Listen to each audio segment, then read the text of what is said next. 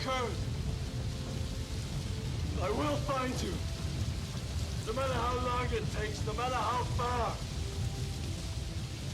I will find you.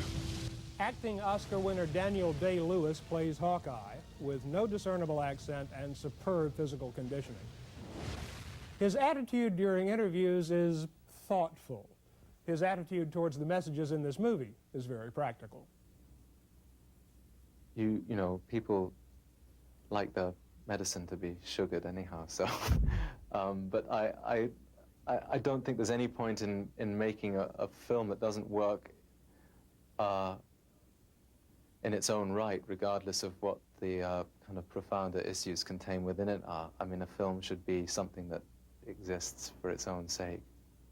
And if people's perceptions are shifted in any way by that, then so much the better, but that's not something one should expect or even work towards, I don't think. Chingachgook warned me about people like you. Oh, he did?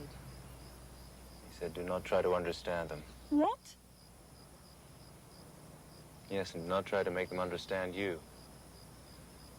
That is because they are a breed apart and make no sense. Breed apart, we make no sense?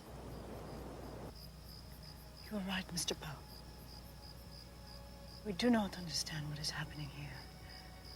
It's not as I imagined it would be, thinking of it in Boston and London. Sorry to disappoint you. No, on the contrary. It is more deeply stirring to my blood than any imagining could possibly have been. The writers have made changes, as screenwriters usually do, to the book. So any of you students who might be tempted to use the movie as the basis of a book report, forget it. You will just have to read it. No easy task, according to the actors.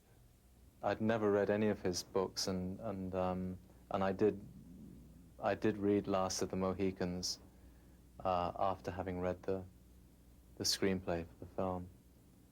But that was my first encounter with him.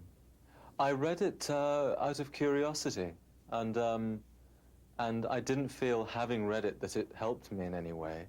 But I read it out of curiosity. I thought that it probably would. It seemed unlikely to me that it wouldn't help in some way, but I realized pretty soon that it wasn't going to, and then just carried on reading it anyway. Just out of inertia. We are old enough to have remembered when we were assigned to read this classic in school. And yes, and when I read it, it was very tedious, and I didn't pay attention to it. You know, I kept thinking of Thomas Hardy when I read it. There's something in the prose that reminded me a lot of Thomas Hardy, and I had just read Tess of the D'Urbervilles, so I was going through this romantic period, and I liked it a good deal at the time.